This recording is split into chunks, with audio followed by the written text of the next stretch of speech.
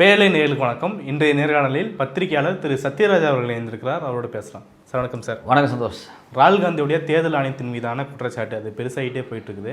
இது தொடர்பாக பாஜகவினர் பல்வேறு விஷயங்களை முன் வச்சுட்டு இருக்காங்க. தேர்தல் ஆணையம் பதிலடி கொடுக்குறதோ இல்லையோ, பாஜகவினர் முன்னாடி வந்து பதிலடி கொடுத்துட்ருக்காங்க. அதில் முக்கியமாக கேட்குறது என்னன்னா, நீங்கள் போய் கோர்ட்டில் போய் பார்த்துக்க வேண்டியது தானே, எதுக்கு வந்து இங்கே ப்ரெஸ் மீட் வச்சுலாம் பேசியிருக்கீங்கன்னு சொல்லி ஒன்று. அதை எப்படி பார்க்கலாம், எப்படி புரிஞ்சிக்கலாம்? இன்னொரு பக்கம் தேர்தல் ஆணையத்தை சீண்டக்கூடாத வகையில் அவங்க வந்து சட்டத்திட்டத்தையே மேற்கொண்டிருக்கிறாங்க அப்படிங்கிற விஷயத்த கேரளா காங்கிரஸ் ட்வீட்டில் வெளிப்படுத்துது. ஆமாம் ஆமாம். அது எப்படி புரிஞ்சுக்கிறது? அதாவது இவங்க பாஜக தரப்புலேருந்து சொல்கிறாங்க, நீங்கள் கோர்ட்டில் போய் பார்த்துங்க, நீங்கள் வந்து எலெக்ஷன் கமிஷன் மேலேயோ நீங்கள் கோர்ட்டில் போய் வந்து சூ பண்ணுங்க அப்படிங்கிறாங்க. பிரச்சனை எங்கே அப்படி இருக்குன்னா, 2023 இந்த தேர்தல் ஆணையர் அது மட்டும் இல்லாமல் சீஃப் எலெக்ஷன் கமிஷனர் நியமனம் குறித்து புது சட்டம் கொண்டு வந்தாங்க. Bill, separate bill. அந்த பில்லுலேயே பார்த்தீங்கன்னா நிறைய ரொம்ப சீக்ரெட்டான பல கிளாஸஸ் இருக்குது. ஓகே. கிளாஸ் 16 எல்லாம் ரொம்ப ரொம்ப முக்கியமானது. இப்போ தான் கேரளா காங்கிரஸ் வெளியிட்டிருக்கிறாங்க. அதை படித்து பார்க்கும்போது நமக்கு ரொம்ப அதிர்ச்சியாக இருக்குது. அந்த கிளாஸ் வரும்போது நம்ம தேர்தல் ஆணையரை நியமிக்கக்கூடிய அந்த ஸ்ட்ரக்சர் குறித்து ஒரு டிஸ்கஷன் இருந்துச்சு. அவங்க வந்து உச்சநீதிமன்றத்தினுடைய தலைமை நீதிபதி நீக்கிட்டாங்க, நம்ம டிஸ்கஸ் பண்ணிட்டு இருந்தோம். ஆனால் அதில் கிளாஸ் 16 என்ன இருக்குன்னு எக்ஸாக்டாக நான் சொல்கிறேன் பாருங்கள். No court shall entertain or continue any civil or criminal proceedings against any person who is or was, அதான் ஒரு முக்கியமான வார்த்தை, who is or who was a chief election commissioner or an election commissioner for any act, things or word committed, done or spoken by him when or in the course of acting or purporting to act in the discharge of his official duty are functions. இது மொத்தமாக என்ன சொல்ல வர்றாங்க அப்படின்னா, ஒருத்தர் தேர்தல் ஆணையராக இருக்கும் போதும் சரி, அவர் தேர்தல் ஆணையராக இருக்கலாம் அல்லது தேர்தல் ஆணையராக இருந்திருக்கலாம், அவர் மீது வாஸ், அதாவது வாசுகிற வார்த்தை ரொம்ப தெளிவாக பயன்படுத்தலாம். அது மட்டும் இல்லாமல் அவர் மேலே சிவிலோ அல்லது கிரிமினலோ எந்த ப்ரொசீடிங்ஸுமோ எந்த கேஸுமே அவர் மேலே போட முடியாது அப்படிங்கிறான். அவர் எந்த பேசினாலும் சரி, எந்த வித ஆக்டிலும் ஈடுபட்டாலும் அவர் மேலே ஒரு பெரிய குற்றச்சாட்டு வந்தால் கூட நேரடியாக நீங்கள் வழக்கு போட முடியாது. இது வந்து கிளாஸ் 16 அவங்க வந்து ஆட் பண்ணியிருக்கிறாங்க. புது பில்லில் 2023 கொண்டு வந்தாங்க இல்லையா, the chief election commissioner and other election commissioners bill 2023, அந்த பில்லில் இவங்க உள்ளே வச்சிருக்கிறாங்க. இதை தான் வந்து கேரளா காங்கிரஸ் வந்து கோட் பண்ணி சொல்லியிருக்கிறாங்க. இது ரொம்ப ரொம்ப ரொம்ப ரொம்ப முக்கியமாக இருக்குது, நமக்கு ரொம்ப அதிர்ச்சியாக இருக்குது. அது வந்து chief election commissioner and election commissioners, civil and criminal, எந்த கேஸாக இருந்தாலும். ஒரு தேர்தல் ஆணையருக்கு எதுக்கு இவ்வளவு இம்யூனிட்டி கொடுக்கணும்? கண்டிப்பாக. இப்போ இதில் முக்கியமான விஷயம் என்ன அப்படின்னா, இந்தியாவினுடைய ஜனாதிபதிக்கு இந்த இம்யூனிட்டி கிடையாது. ரைட். இந்தியாவில் இருக்கக்கூடிய மாநிலத்தினுடைய கவர்னர்களுக்கு இந்த இம்யூனிட்டி கிடையாது. நீங்கள் அந்த கிளாஸை நீங்கள் படித்து பார்த்தீங்கன்னா இன்னும் ரொம்ப அதிர்ச்சியாக இருக்கும். அந்த கிளாஸில் ரொம்ப தெளிவாக என்ன சொல்கிறாங்க அப்படின்னா, article 361 of the constitution makes clearly that the president and governor are not answerable to the court for official acts during their tenure and they enjoy immunity from criminal proceedings while in the office. Right. ஆஃபீஸில் இருக்கும்போது ஆஃபீஸில் இருக்கும்போது, அப்போ ஒரு கவர்னராக retired ஆகி போனதுக்கு பிறகு, அந்த ஆஃபீஸ் விட்டு போனதுக்கு பிறகு, ஜனாதிபதியாக ரிட்டையர்ட் ஆகி போனதுக்கு பிறகு அவங்க மேலே ஏதாவது கோர்ட் ப்ரொசீடிங்ஸ் வந்தால் அவங்க அதுக்கு ஆன்சரபிள் தான். இது கான்ஸ்டியூஷன் சொன்னது. ஆனால் அதையும் மீறி தேர்தல் ஆணையத்துக்கு பவர் கொடுக்குறாங்க. ஆமாம், ஜனாதிபதிக்கும் கவர்னருக்கும் அவங்களுக்கே அதிகாரம் இல்லை. ரிட்டையர்ட் ஆனதுக்கு பிறகு அவங்க மேலே வழக்கு போடலாம். ஆனால் ஒரு தேர்தல் ஆணையர் ரிட்டையர்ட் ஆனதுக்கு பிறகு வழக்கு போட முடியாது. இப்போ இடையில பார்த்தீங்க அப்படின்னா, பங்களாதேஷில் வந்து தேர்தல் ஆணையரெல்லாம் வந்து ஓடினாங்க. ஏன்னா பங்களாதேஷை பொறுத்த வரைக்கும் பார்த்தீங்கன்னா ரெகுலராக அங்கே நடக்கக்கூடிய தேர்தலில் ஒரு மிகப்பெரிய ஃப்ராட் நடந்துகிட்டே இருக்கும். இது குறித்து அல் ஜசீரா நிறைய கட்டுரை எழுதியிருக்காங்க. எப்படியெல்லாம் எந்தெந்த தேர்தலில் என்னென்ன ஃப்ராட் நடக்குது அப்படிங்கிறது குறித்து டீட்டெயிலாக எழுதியிருக்காங்க. இப்போ அங்கே ஆட்சி மாற்றம் நடந்திருக்கு, தேர்தல் ஆணையத்தின் மீது கேஸ் போட்டிருக்காங்க, தேர்தல் ஆணையர் அரெஸ்ட் பண்ணியிருக்காங்க. இப்போ நாளைக்கு பிஜேபி போய் காங்கிரஸ் வருதுன்னு வச்சுங்களேன், இந்த ஞானேஷ்குமார் பீரியடில் ஓட்சோரி நடந்திருக்குன்னு கண்டுபிடிச்சிட்டாங்க, ஆதாரத்தோட வந்து வருதுன்னு வச்சுங்களேன், அவர் கைது பண்ண முடியாது. இல்லை, அவங்ககிட்ட பவர் இருக்கு, அவங்க நாடாளுமன்றத்தில் பார்த்துக்கலாம் இல்லையா, அப்படி வேணால் பண்ணலாம், கோர்ட்டுக்கு போகலாம். பட் ஆனால் என்ன பிரச்சனை அப்படின்னா, அவரை சார்ஜ் பண்ணுறதுக்கு இப்போ இருக்கக்கூடிய இவங்க பண்ணக்கூடிய சேஞ்சஸ் பண்ண முடியாது.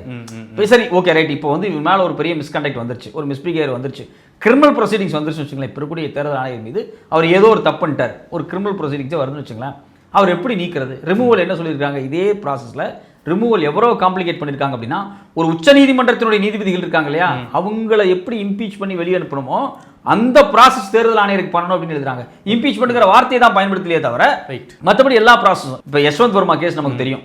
அவர் வீட்டில் பணம் கட்டுக்கட்டாக இருந்துச்சு, தீ பிடிச்சிருச்சு அவங்க வீடு பின்னாடி இருந்த ஸ்டோர் ரூமு. போய் ஃபயர் சர்வீஸ்காரங்க போய் தீ அணைக்கும் போது பணத்தை கட்டுக்கட்டாக 500 ரூபா நோட்டு பிடிக்கிறாங்க. அப்புறம் என்னாச்சு, அவர் தான் இதை செஞ்சுருக்கிறாரு அப்படிங்கிற ஆதாரம் வெளியே வந்துச்சு. எதனோடாக அந்த ஆதாரம் வெளியே வருதுன்னா, சஞ்சீவ் கண்ணா சீஃப் ஜஸ்டிஸாக இருக்கும்போது ஒரு இன்னோஸ் என்கொயரி போடுறாரு 5 நீதிபதிகள். வேறு வேறு ஸ்டேட்டில் இருக்கக்கூடிய ஹைகோர்ட்டுடைய தலைமை நீதிபதிகள் 5 பேர்த்தை கொண்ட ஒரு இன்னோஸ் என்கொயரி போட்டு அந்த என்கொயரி ரிப்போர்ட்டை ஜனாதிபதிக்கும் பிரதமருக்கும் கொடுத்தாங்க. அந்த என்கொயரி ரிப்போர்ட் வந்து இந்தியா டுடேயில் வெளியே வந்துச்சுன்னு நினைக்கிறேன். இந்தியா டுடே, ஹிந்துஸ்தான் டைம்ஸ், ஏதோ ஒரு பத்திரிகையில் வந்து அதனுடைய மொத்த கண்டென்ட் வெளியே வந்துருச்சு. அதில் வந்து இவர் தப்பு பண்ணியிருக்காரு அப்படின்னு தெரிஞ்சிருச்சு. இவர் வெளியூர் போனது, வீடு தீப்படுத்தி எரியும் போது வெளியூரில் இருக்கார். இவருக்கும் அந்த வீட்டு வேலைக்காரனுக்கும் நடந்த ஃபோன் கான்வர்சேஷன். பிற்பாடு இவர் வந்த உடனே தீ எரிஞ்ச இடத்துக்கு வரல, வேற ஒரு இடத்துல ரூம் போட்டு தங்கி இருக்கிறாரு. இது எல்லாமே மாட்டிச்சு, மொத்தமாகவே மாட்டிச்சு. டாக்குமெண்ட்டாகவே வந்து கொடுத்துட்டாங்க. இது எல்லாம் ஆதாரம் கொடுத்தாச்சுல்ல. இப்போ என்ன பண்ணியிருக்கணும் யஷ்வந்த் சர்மாவை? அவர் ஒரு ஜட்ஜு, டெல்லி ஜட்ஜு, அவர் வந்து தூக்கியிருக்கணுமா இல்லையா? இப்போ என்ன ப்ராசஸ் அப்படின்னா, தன்கர் கூட கடைசியாக போகிறதுக்கு முன்னாடி அந்த அன்னைக்கு இதை பற்றி பேசிட்டு நம்புறாரு. அதாவது ஒரு மோஷன் கொண்டு வரணும். எதில் அப்படின்னா பாராளுமன்றத்தில். அதில் 50% எம்பி வந்து அந்த மோஷனை ஆதரிக்கணும். அதன் அடிப்படையில் ஒரு குழு அமைக்கப்படணும். அந்த குழு இந்த வழக்கை திரும்பவும் விசாரிக்கும். விசாரிச்சதுக்கு பிறகு அது ஒரு ரிப்போர்ட்டை கொடுக்கும். அந்த ரிப்போர்ட்டின் படி இவர் இம்பீச் பண்ணணும் அப்படின்னா திரும்பவும் பாராளுமன்றத்தில் 2/3 மெஜாரிட்டி கொண்டு வரணும். லோக்சபா, ராஜ்யசபா 2/3 மெஜாரிட்டி வந்ததுக்கு பிறகு அந்த ஜட்ஜை இம்பீச் பண்ணி வெளியே அனுப்பணும். இவ்வளோ பெரிய ப்ராசஸ். அவர் ஒருத்தர் குற்றவாளி, ஒரு குற்றம் பண்ணியிருக்காருன்னு சிக்கிட்டார் அப்படின்னா அவர் இம்பீச் பண்ணி வெளியே எடுக்க 2 வருஷம் கூட ஆகும். இப்போ ஃபார் எக்ஸாம்பிள் இந்த மோடி அரசாங்கம் என்ன பண்ணுது? இப்போ நம்ம தேர்தல் ஆணையர் மாற்றுறாருன்னு வச்சுங்களேன். தேர்தல் ஆணையர் இதே ப்ராசஸில் தான் இம்பீச் பண்ணணும். முதல்ல தேர்தல் ஆணையர் குறித்து பாராளுமன்றத்தில் போய் மோஷன்ஸ் கொண்டு வரணும். அதுக்கு 50% எம்பிக்கள் ஆதரிக்கணும். அதுக்கு பிறகு ஒரு என்கொயரி நடக்கணும். எப்போ என்கொயரி நடக்கும்? லோக்சபாவினுடைய தலைவரோ இல்லை ராஜ்யசபாவினுடைய தலைவரோ இதை எடுத்து, அந்த பிஸ்னஸில் இதை எடுத்து இதை என்கொயரி பண்ணால் மட்டும்தான் அது ப்ராசஸ் ஆகும். இல்லைன்னா அது ப்ராசஸ் ஆகாது. தன்கரே ரொம்ப நாள் நிறுத்தி வச்சு தான் இருந்தார். ஆமாம், தன்கரே நிறுத்தி வச்சு தான் இருந்தார். கடைசியில் போகும்போது வேறு வருத்தப்படலாம், இந்த வழக்கம் பேசிட்டுலாம் போனார். ஸோ அப்போ இப்போ பாஜக அரசாங்கம் இப்போ வந்து எடுக்கலன்னு வச்சுங்களேன். இப்போ ராஜ்யசபாவில் சிபி ராதாகிருஷ்ணன் தான் வந்து உட்காருவார். அவர் தான் சேர்மனாக இருப்பார். அவர் வர்றாரு. இப்போ இவர் வந்து ஓம் பிர்லா இருக்கார் லோக்சபாவில். அவர் இது எடுக்கலன்னு வச்சுங்களேன். இது அப்படியே கிடப்பில் போட்டான்னு வச்சுங்களேன். தேர்தல் ஆணையர் மீது இந்த நடவடிக்கை எடுக்க முடியாது. அப்போ சரி, ஓகே, ரைட், நடவடிக்கை எடுத்தாச்சு, ரிப்போர்ட்டும் கொடுத்தாச்சு, 2/3 மெஜாரிட்டி பாராளுமன்றத்தில் கிடைக்கலன்னு வச்சுங்களேன், முடிஞ்சு. அவர் தேர்தல் ஆணையராக கண்டினியூ விடுவார். ஸோ இப்போ நான் என்ன கேட்குறேன், ஒரு தேர்தல் ஆணையரை நியமனம் பண்ணுறதுலேருந்து அவர் மேலே கேஸே போடக்கூடாது, அவரை வந்து ரிமூவ் பண்ணுற அந்த ப்ராசஸ் பண்ணணும் அப்படிங்கிற பாதுகாப்பு இருக்குது பார்த்தீங்களா? இந்த பாதுகாப்பை இவங்க கிளாஸ் 16 ரொம்ப தெளிவாக கொண்டு வந்திருக்கிறாங்க. 2023 இது குறித்து அப்போ ஒரு பெரிய விவாதமாக இல்லாமல் போயிடுச்சு. கேரளா காங்கிரஸ் போட்டதுக்கப்புறம் தான் நம்ம படித்து பார்க்கும்போது என்னடா இவ்வளோ பெரிய இம்யூனிட்டி வந்து தேர்தல் ஆணையரை கொடுத்து வச்சிருக்காங்களா அப்படிங்கிறாங்க. இப்போ நான் பிஜேபிக்காரன் சொல்கிறாங்களே, நீ கோர்ட்டுக்கு போ அப்படிங்கிறாங்களே. கோர்ட்டுக்கு போக முடியாதுடா, நீங்கள் சட்டத்தை மாற்றி வச்சிருக்கீங்களா? இந்த அறிவு கூடவா வந்து பாஜக இருக்கிறவங்களுக்கு தெரியல. அதில் இருக்கிறவங்க சாதாரண ஆட்கள் கிடையாது, பேசினாலாம் எல்லாம் பெரிய ஆளும் எக்ஸ் மினிஸ்டர்ஸ் பேசியிருக்கிறாங்க. இது மாதிரி பெரிய ஆள்லாம் பேசுகிறாங்க. உங்களுக்கு இது கூடவா தெரியல? நீங்கள் தான் சட்டம் கொண்டு வந்துருக்கிறீங்க. நீங்கள் தான் ஒரு புது இம்யூனிட்டி கொண்டு வந்து ஒரு மிகப்பெரிய ஷீல்டு போட்டு அவரை காப்பாற்றுறீங்க தேர்தல் ஆணையரை. ஏன் எதுக்காக தேர்தல் ஆணையரை காப்பாற்றுறீங்க? ஏற்கனவே ஒரு தேர்தல் ஆணையர் இருந்தார், திடீர்னு அப்பாயின்மெண்ட் ஆனார், திடீர்னு அவரே ரிசைன்மெண்ட் போனார். அருண் கோயில். ஆமாம், அது திடீர்னு ரிசைன்மெண்ட் போனார். ஏன் அப்பாயின்மெண்ட் ஆனார், ஏன் ரிசைன்மெண்ட் போனார்னு யாருக்குமே, அவரும் மோடியால் தான். ஆமாம், ஏன் வந்தார், ஏன் போனார்னு தெரியல. இது அது இன்னொரு தேர்தல் ஆணையர், அவர் மனைவி மேலே ரைடெல்லாம் விட்டாங்க, அவரும் போனார். ஏன் போனார், எதுக்கு போனார்னு யாருக்குமே தெரியல. ஸோ அப்போ இது ஒரு கான்ஸ்பிரசி மாதிரி இருக்குது நமக்கு. நீங்கள் தேர்தல் ஆணையரை முதல்ல வந்து தேர்தல் ஆணையரை தேர்வு செய்யக்கூடிய ப்ராசஸ் எவ்வளோ மோசமானதாக இவங்க மாற்றினாங்க. ஏஎம் ஜோசப் தலைமையிலான 5 பேர்கள் கொண்ட நீதிபதி அவங்க வந்து ஒரு அற்புதமான தீர்ப்பு கொடுக்குறாங்க உச்சநீதிமன்றத்தில். தேர்தல் ஆணையரை தேர்வு செய்யும் போது அங்கே வந்து பிரதமர் இருக்கணும், எதிர்க்கட்சி தலைவர் இருக்கணும், உச்சநீதிமன்றத்தினுடைய தலைமை நீதிபதி இருக்கணும். 3 பேர்கள் கொண்ட அமர்வு தான் தேர்தல் ஆணையரை தேர்வு செய்யணும்னு ஒரு இன்டீரியம் ஆர்டர்ஸ் கொடுக்குறாங்க. வழக்கமாக அதை பேஸ் பண்ணி ஒரு கான்ஸ்டியூஷனை உருவாக்குறாங்க, ஒரு லாவை உருவாக்குறாங்க அப்படின்னா அதை பேஸாக வச்சு தான் உருவாக்கணும். இவங்க வந்து ஒரு சட்டத்தை உருவாக்குறாங்க, யார், மோடி அரசாங்கம். அதில் வந்து பிரதமர் இருப்பார், எதிர்க்கட்சி தலைவர் இருப்பார், 3ஆவதாக இருக்கக்கூடிய உச்சநீதிமன்ற தலைமை நீதிபதி இருக்க மாட்டார். அவர் தூக்கி எறிஞ்சிட்டு அந்த இடத்துல ஏதோ ஒரு கேபினெட் மினிஸ்டரை பிரதமர் வந்து ரெக்கமெண்ட் பண்ணுவார். இவங்க 3 பேர்த்துல மெஜாரிட்டி தான் வந்து தேர்தல் நியமிக்கும் அப்படின்னா அதுக்கு எதுக்கு சட்டம்? ஆளும் கட்சி தான் அமைக்கும் அப்படின்னு சொல்லிட்டு போக வேண்டியதானே. நீங்கள் வந்து ஃபினான்ஸ் கமிஷன் மாதிரியோ, பிளானிங் கமிஷன் மாதிரியோ, ரிசர்வ் பேங்க் மாதிரியோ எலெக்ஷன் கமிஷன் கிடையாது. எலெக்ஷன் கமிஷன் அப்படிங்கிறது யார் ஜெயிக்கிறாங்க யார் தோக்குறாங்கிற முடிவு பண்ண வேண்டிய இடத்துல இருக்குது. தேர்தலை நடத்த வேண்டிய அதிகாரம் இருக்குது. அதான் இப்போ நீங்களோ நாங்களோ தப்பு பண்ணால் ஒருத்தருக்கு பாதிப்படையோ இல்லை ஒரு குடும்பத்துக்கு பாதிப்பாகும். அவர் இந்திய தேர்தல் ஆணையர், ஒரு இந்தியா தேர்தலையே நடத்த போகிறாங்க, இந்தியாவை எதிர்காலத்தை டிசைட் பண்ண போதுன்னும் போது அது எந்த அளவுக்கு பாதிப்பு ஏற்படும்? அடுத்த ஆட்சி அதிகாரத்தில் யார் வந்து உட்கார வேண்டும் என்ற முடிவெடுத்த இடத்துல தான் தேர்தல் ஆணையருக்கு பங்களிப்பு இருக்குது. நீங்கள் அப்படியே வந்து நீங்கள் பங்களாதேஷ் எடுத்துங்க, அங்கே தேர்தல் ஆணையர் பண்ண ஃப்ராட்னால தான் அங்கே பல தடவை வந்து எக்ஸிஸ்டிங் பார்ட்டி வந்து உள்ளே வந்து உட்காந்தாங்க. அது ரொம்ப பெருசாக மாட்டினாங்க. இன்றைக்கி ராகுல் காந்தி ஓட்சோரி குறித்து தெளிவாக வைக்கிறார். கர்நாடகா பிரச்சனை என்னன்னு அவர் சொல்கிறார். கிட்டத்தட்ட 6000 ஓட்டு அவர் எடுத்து ஆதாரத்தை முன்வைக்கிறார். அதுக்கு முன்னாடி அவர் ரொம்ப தெளிவாக அதே கர்நாடகாவில் என்னென்ன எப்படி அடிஷன் நடந்திருக்கு டெலிஷன் நடந்திருக்குன்னு சொல்கிறார். இன்னைக்கு வரைக்கும் தேர்தல் ஆணையம் என்ன சொல்லுது? இது பேஸ்லெஸ் அப்படிங்குது. நான் என்ன கேட்குறேன், நீங்கள் don't give a macro answer. ஒரு மேக்ரோ ஆன்சராக கொடுத்துரு, இது இல்லை, இது தப்பு, இது பொய், இது அவதூறு, இதெல்லாம் மேக்ரோ ஆன்சர்ஸ். அவர் ஒரு ராகுல் காந்தி இப்படி சொல்லலை. ராகுல் காந்தி இங்கே தப்பு பண்ணியிருக்கு, அங்கே தப்பு பண்ணியிருக்கு, இங்கே தப்பு பண்ணிருக்கலாம் சொல்லலை. இந்த தேர்தலில், இந்த கான்ஸ்டியூன்சியில், இந்த பூத்தில் இந்த நபர் இப்படி ஆட் ஆயிருக்கிறார், இந்த நபர் இப்படி டெல்ட் ஆயிருக்கிறார். ரொம்ப தெளிவாக மைக்ரோவாக இருக்கா? ஏன் அந்த மைக்ரோ டேட்டாவை உங்களால் வந்து சேலஞ்ச் பண்ண முடியல? ராகுல் காந்தியினுடைய மைக்ரோ டேட்டாவை உங்களால் சேலஞ்ச் பண்ணவே முடியல. ஒரு டேட்டா கொடுத்த வரைக்கும் சேலஞ்ச் பண்ணல. அவர் வந்து மகாராஷ்டிரா குறித்து சொன்னார். மகாராஷ்டிராவில் 5 மணிக்கு மேலே கிட்டத்தட்ட 70 லட்சம் வாக்குகள் வந்திருக்கு. ஒரு 12,000 பூத்தில் 1 லட்சம் பூத்து இருக்குது. 12,000 பூத்தில் எப்படி இவ்வளோ வந்துச்சு? அந்த 12,000 பூத்து எந்தெந்த கான்ஸ்டியூன்சியில் இருந்துச்சு? கிட்டத்தட்ட அவங்க ஒரு 70, 75, 78 நிமிஷம் அந்த கான்ஸ்டியூன்சியில் எல்லாத்துலேயும் பாஜக ஜெயிச்சிருக்கு. இதை ஒரு கான்ஸ்பிரசியாக அவர் முன் வைக்கிறார். அவரோட கேள்வி என்ன அப்படின்னா, ஒரு 6-7% ஓட்டு அதிகமாக இருக்குது. ஒரு 75 லட்சம் ஓட்டு 5 மணிக்கு மேலே ஆயிருக்கு. நீங்கள் எலெக்ஷன் 6 மணிக்கு க்ளோஸ் பண்ணுறீங்க. 1 மணி நேரம் 2 மணி நேரத்துக்குள்ளே எப்படி வந்து 7 லட்சம் பேர் 70 லட்சம் பேருக்கு மேலே ஓட்டு போட்டுருவாங்க. அப்படி 70 லட்சம் பேர் 5 மணிக்கு மேலே வந்து ஓட்டு போட்டிருந்தாங்கன்னா அடுத்த நாள் காலை 6 மணி வரைக்கும் தேர்தல் நடந்திருக்கணும். அவர் ரொம்ப லாஜிக்காக முன்வைக்கிறார், டேட்டாவாக முன்வைக்கிறார். ஆனால் எதுக்குமே பதில் தரல இது வரைக்கும். எந்த மேக்ரோ டேட்டாவுக்கும் இது வரைக்கும் தேர்தல் ஆணையத்திடமிருந்து பதில் வரவில்லை. அப்போ தான் நமக்கு ஒரு சந்தேகம் வருது, தேர்தல் ஆணையத்தை சேலஞ்ச் பண்ணணும். கோர்ட்டில் போய் தேர்தல் ஆணையத்தை சேலஞ்ச் பண்ண முடியாது. ஏன்னா இங்கே வந்து கான்ஸ்டியூஷன் அப்படி மாற்றப்பட்டிருக்கு. அப்படிங்கும்போது தான் பெரிய வேதனையாக இருக்குது. இப்போ இதை விட இன்னொரு சம்பவம், மோசமான சம்பவம் நடந்துச்சுன்னா, ராகுல் காந்தி அதை ரொம்ப தெளிவாக சொல்லியிருந்தார். ஹரியானா தேர்தல் நடக்கிறப்போ ஃப்ராட் நடக்குது அப்படின்னு சொல்லி கேஸ் போடப்படுது. அங்கே காங்கிரஸ் பார்ட்டி தான் போடுறாங்க. அதில் வந்து சில பூத்தில் இந்தந்த பூத்தெல்லாம் ஃப்ராட் நடந்திருக்கு, இங்கெல்லாம் நான் ஜெயிச்சிருக்கணும் அப்படின்னு ஒரு கேஸ் போட்டு அந்த கேஸ் வந்து டிஸ்கஷனுக்கு வருது. இந்த கேஸ் டிஸ்கஷனுக்கு வந்து 24 மணி நேரத்துக்குள்ளே அவன் என்ன கேட்குறான் கோர்ட்டில் வச்சு, எனக்கு சிசிடிவி ஃபுட்டேஜை கொடு, நான் செக் பண்ணி பார்க்கணும் அப்படிங்கிறான். இவங்க 24 ஹவர்ஸ்க்குள்ளே ரூல்ஸை மாற்றுறாங்க. Election rules section 93/2/A to restrict access to CCTV footage and electronic records. அது மட்டும் இல்லாமல் இந்த ரெக்கார்ட்ஸ், இந்த மெட்டீரியலை 45 டேஸ் தான் வச்சுருப்போம், அதுக்கு மேலே அழிச்சிருவாங்க. நானே கேட்குறேன், நீ வந்து எலெக்ஷன் நடந்ததுக்கான எந்த ப்ரூஃபையும் வச்சுருக்க மாட்டேன், 45 நாள் அழிச்சிருவேன்னு சொல்கிறேன்.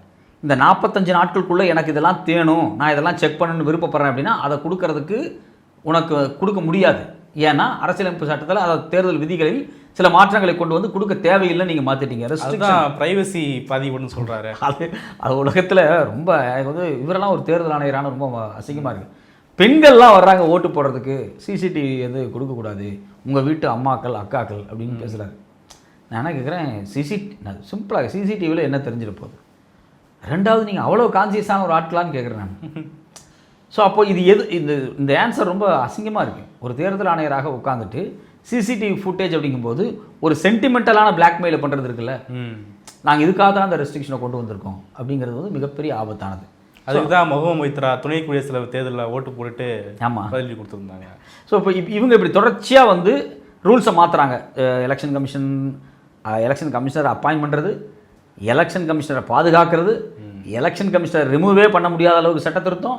அது மட்டும் இல்லாமல் தேர்தல் ஆணையத்தினுடைய எந்த டாக்குமெண்ட்டையும் ஆக்சஸ் பண்ண முடியாது. இப்படி ஒட்டுமொத்தமாக தேர்தல் ஆணையத்தை காங்கிரீட் போட்டு மூடி பாதுகாக்கிறது தான் நமக்கு சந்தேகத்தை ஏற்படுத்துது. இப்போ ராகுல் காந்தி கேட்கறதால நியாயமான விஷயம் தானே. அவர் டேட்டாதோட கேட்குறாரு, நீ டேட்டாவுக்கு கவுண்டர் பண்ணு, ஏன் கவுண்டர் பண்ண மாட்டேங்கிற? ஸோ இப்போ இது தொடர்ச்சியாக வந்து பாஜக அரசாங்கம் தேர்தல் ஆணையத்தை பயன்படுத்தி பல கேம் ஆடுறாங்க அப்படிங்கிற சந்தேகம் முதல்ல இருக்குது. 2019 தேர்தலையே பூனம் அகர்வால் நினைக்கிறேன், அவங்க வந்து கேரவனில் பத்திரிகையில் கட்டுரை எழுதியிருந்தாங்க, நிறைய பிரச்சனை இருக்குது அப்படின்னு சொல்லிட்டு. அதே மாதிரி டெல்லியில் எனக்கு தெரிஞ்சு இன்னைக்கு அரவிந்த் கெஜ்ரிவால் வந்து சில தகவல்கள் வெளியிட்டிருக்கிறார். அவருடைய தொகுதியில் குவிண்டில் வந்திருக்குன்னு நினைக்கிறேன். அவருடைய தொகுதியில் எக்கச்சக்கமான வாக்காளர்கள் வந்து நீக்கப்பட்டிருக்காங்க இன்னைக்கு அவர் சொல்கிறார். ஸோ அப்போ டெல்லியில் ஏற்கனவே இதுக்கு முன்னாடி டெல்லியில் ஒரு பிரச்சனை வந்துச்சு அப்படின்னு சொன்னாங்க. டெல்லியில் என்ன பிரச்சனை வருது அப்படின்னா, எப்படி ராகுல் காந்தி சொல்கிற மாதிரி ஓபிசி எஸ்சி எஸ்டி மக்கள் எங்கே அதிகமாக இருக்காங்களோ அவங்க டார்கெட் பண்ண நீக்கப்பட்டிருக்காங்க அப்படிங்கிறத வந்து சொன்ன மாதிரியே, அதே போல் டெல்லி தேர்தலில் கூட இஸ்லாமிய மக்கள் அதிகமாக இருக்கக்கூடிய அந்த கான்ஸ்டியூன்சியில் அவங்களுடைய பேர்கள் நீக்கப்பட்டிருக்கு அப்படிங்கிறத அப்போவே சொன்னாங்க. ஓபிசி மக்கள் அதிகமாக இருக்கக்கூடிய எந்தெந்த இடத்துலலாம் பாஜகவுக்கு ஆதரவு இல்லையோ ஸோ அதெல்லாம் நீக்கப்பட்டிருக்கு அப்படிங்கிறாங்க. எனக்கு இதில் ஒரு பெரிய சந்தேகம் எப்பவுமே உண்டு. என்ன அப்படின்னா, இப்போ நான் ஒரு கிராமத்துலேருந்து வரேன், எனக்கு வந்து வாக்காளர் அட்டை அப்படிங்கிறது என்னோடய வில்லேஜில் தான் இருக்குது.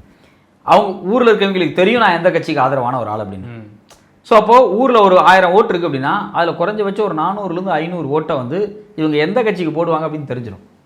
இப்போ அந்த 10 குடும்பம் எப்பவுமே திமுக தான்ப்பா போடும், அப்படின்னு கேஷுவலாக சொல்லிட்டு போயிடுவாங்க. அந்த 4 குடும்பம் எப்பவுமே அதிமுக தாம்ப போடும், அந்த ஒரு குடும்பம் தாப்பா பாஜகவுக்கு போடும், இப்படிங்கிறது வந்து ஒரு தெருவில் இருக்கக்கூடிய ஆட்களே சொல்லிட்டு போயிடுவாங்க. ஏன்னா வீட்லேயே வந்து பார்த்தீங்கன்னா திமுகவா அண்ணா ஃபோட்டோ, கலைஞர் ஃபோட்டோ, பெரியார் ஃபோட்டோலாம் இருக்கும். அதிமுகனா எம்ஜிஆர் ஃபோட்டோ வச்சுருப்பாங்க, ஜெயலலிதா ஃபோட்டோ வச்சுருப்பாங்க, அந்த பக்கம் மோடி ஃபோட்டோ. இது வந்து இயல்பாக தெரியும். அப்போ இந்த ஓட் பேங்கை தாண்டி ஒரு காமன் ஓட் பேங்க் இருக்குது பார்த்தீங்களா, இந்த காமன் ஓட் பேங்கெல்லாம் ஓரளவு கொஞ்சம் விட்டுவிட்டு இந்த கண்டிப்பாக தெரியும் இவங்கெல்லாம் இந்த கட்சிக்கு தான் போடுறாங்க அப்படின்னு சொல்லிட்டு அந்த ஓட் பேங்கை டார்கெட் பண்ணி நீக்கம் பண்ணியிருக்காங்க. ஸோ அப்போ இது என்னன்னா கிராஸ் ரூட்லேருந்து டேட்டா எடுக்கப்பட்டிருக்கு, சென்ட்ரலைஸ்டான சாஃப்ட்வேர்ஸையும் பயன்படுத்தி இதை காலி பண்ணுறாங்க. ராகுல் காந்தி சொல்ல ஒரு விஷயம் தான், சென்ட்ரலைஸ்டாக உட்காந்து ஒரு சாஃப்ட்வேரை பயன்படுத்தி தான் அதெல்லாம் காலி பண்ணுறாங்கன்னு சொல்கிறாங்க. சென்ட்ரலைஸ்டாக உட்காந்து இந்த வேலையை செய்யும்போது கிராஸ் ரூட்லேருந்தும் சில தகவல்கள் எடுத்து தான் இதை அவங்க செய்கிறாங்க. இது ரொம்ப ஆர்கனைஸ்டாக நடந்திருக்கோ அப்படிங்கிற கேள்வி நமக்கு வருது. பொறுத்திருந்து பார்க்கலாம். உச்சநீதிமன்றம் ஏதாவது அடுத்த கட்ட நகர்வுக்கு போகிறாங்களா அப்படின்னு. ஏன்னா ஏற்கனவே தேர்தல் பத்திரத்தில் அவங்க பயங்கரமாக வீரவசனமெல்லாம் பேசினாங்க, கடைசியில் வந்து இல்லீகல்னு சொல்லிட்டு போயிட்டாங்க, அவ்வளோதான். பட் ஆனால் அது வசூல் பண்ணது என்ன பண்ணுறேன்னு சொல்லலை.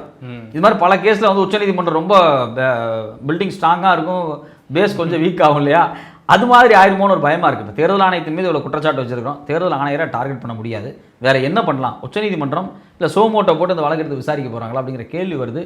பொறுத்திருந்து பார்ப்போம் என்ன நடக்குது அப்படின்னு. ரைட், நிறைய விஷயங்கள் பதினீங்க சார். மிக்க நன்றி. நன்றி.